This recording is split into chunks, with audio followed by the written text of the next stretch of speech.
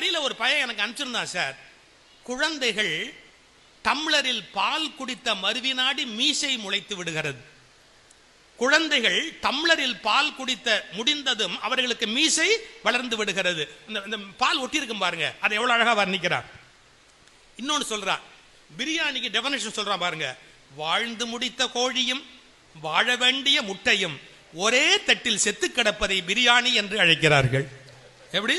வாழ்ந்து முடித்த கோழியும் வாழ வேண்டிய முட்டையும் ஒரே தட்டில் செத்து கிடப்பதை பிரியாணி என்று அழைக்கிறார்கள். உயிர் மட்டுமே உலகின் சிறந்த வாசனை பொருள். கொன்னே போட்டான் அந்த 2 வரி. உயிர் மட்டுமே உலகின் சிறந்த வாசனை பொருள், ஏனென்றால் அது இல்லை என்றால் நாறுகிறது. உயிர் மட்டுமே உலகத்தில் சிறந்த வாசனை பொருள், அது இல்லை என்றால் நாறுகிறது. இந்த 2 வரிய ஒரு கவிதையா அவன் எழுதி ஒரு பத்திரிகையில வரவழைக்கிறது எவ்வளவு கஷ்டம்.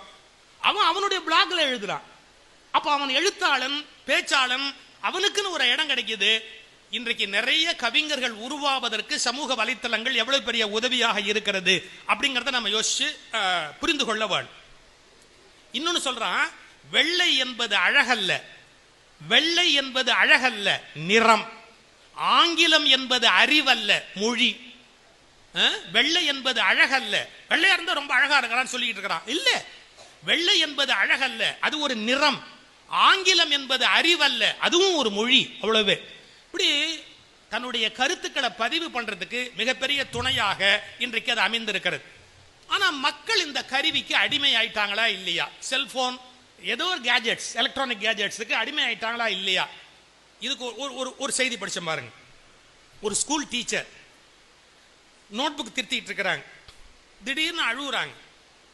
ஹஸ்பண்ட் பக்கத்தில் உட்கார்ந்து இருக்கிறாரு. அவரை லேப்டாப்ல என்னமோ நோண்டிக்கிட்டே இருந்தாரு. அவர் இப்படி திரும்பி ஒய்ஃபை பார்த்துட்டு, எதுக்கு அழுகுற அப்படின்னு. இல்ல, ஒரு குழந்தை ஒரு கட்டுரை எழுதியிருக்கு, அதை படிச்ச உடனே எனக்கு அழுக வந்துருச்சு. என்ன எழுதியிருக்கு?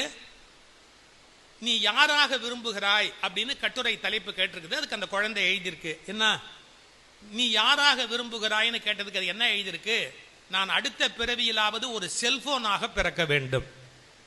அந்த குழந்தை எழுதுது, அடுத்த பிறவியிலாவது ஒரு செல்போனாக பிறக்க வேண்டும், அப்போதுதான் என் அம்மாவின் மடியில் அதிக நேரம் இருக்க முடியும்.